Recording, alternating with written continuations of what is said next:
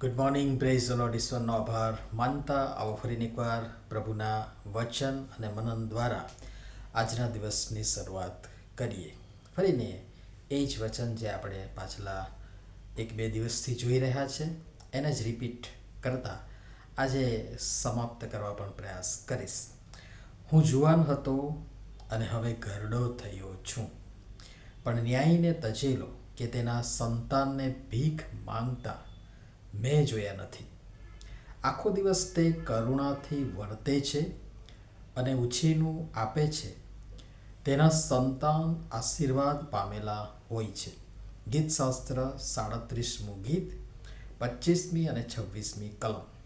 આજનો વિચાર. ખ્રિસ્તમાં અતિ પ્રિયવાલા મિત્રો, પ્રભુ ઈસુ ખ્રિસ્તના પ્રિય અને મધુર નામમાં આપ સર્વને સવારની પ્રેમી સલામ. ગીત કરતા પોતાની જુવાનીથી ગળપણ સુધીના એ અજાયબ જેવા અનુભવોનો નિચોડ આપણી સમક્ષ મૂકતા 25મી કલમમાં જે કહે છે તે આપણે અત્યાર સુધી જોયું અથવા જોવા માટે પ્રયાસ કર્યો. અને એમ કહેતા ને કરતા તે ઈશ્વરનો ન્યાયપણું પ્રગટ કરે છે.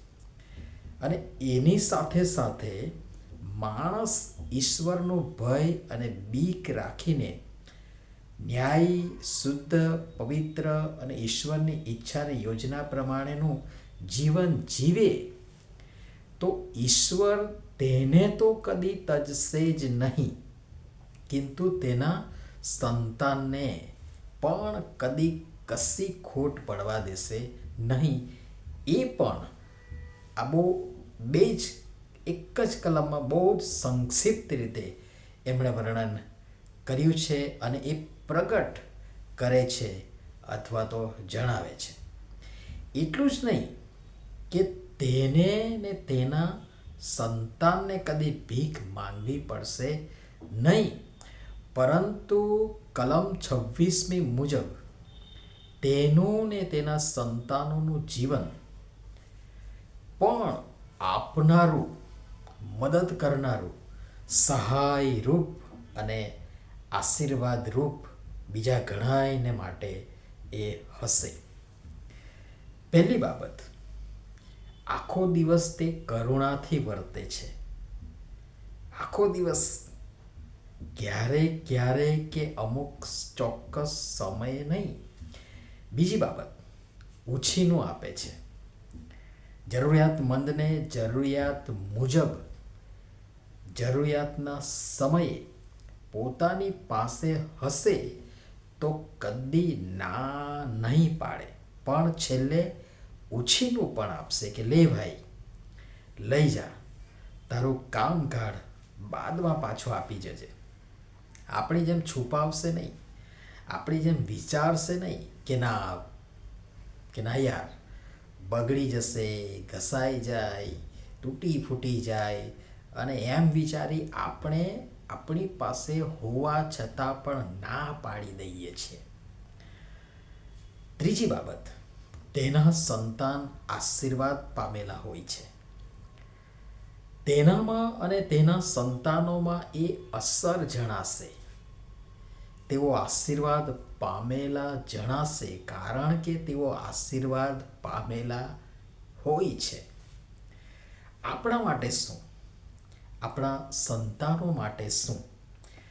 આ જે બાબતો આપવામાં આવી છે તે ઈશ્વરની બીક અને ભય રાખી પ્રામાણિકતાથી મંથન કરીશું, આત્મા તપાસ કરીશું, તો પ્રભુ પવિત્ર આત્મા આપણને બતાવશે, જણાવશે કે આપણે ક્યાં છીએ ને કઈ કમી ઘટી લાગે તો ઈશ્વરનો એ બતાવવા બદલ આભાર માની તેને સ્વીકારી તેમની સહાયથી પ્રભુ ઈસુ ખ્રિસ્તના નમૂનાને અનુસરવા અને ઈશ્વરની ઈચ્છાને યોજના મુજબ ચાલવા અને કરવા તથા વર્તવા પ્રાર્થના સહિતના પ્રયત્નો આદરી દઈએ. જેથી હું, તમે, આપણે અને આપણા સંતાનો પણ 26મી કલમમાં જે વર્ણન કરવામાં આવ્યું છે એ આશીર્વાદ સંપાદન કરી શકીએ. પ્રભુ સમજવા પર સર્વને સહાય થતા મદદ કરો. નમીએ પ્રાર્થના કરીએ. પ્રેમાળ પિતા, અમે આપના સંતાનો તરીકે ન્યાયી ને પવિત્ર જીવન, જે આપને ગમે છે, જે આપને પસંદ છે, એવું જીવન જીવીએ, જેથી અમે અને અમારા સંતાનો પણ અનેકોના જીવનોના માટે આનંદને આશીર્વાદનું કારણ અથવા તો નિમિત્ત બનીએ. કૃપા કરીને અમારી સહાય થતા મદદ કરો. પ્રભુ ઈસુના નામમાં આમેન. ધન્યવાદ.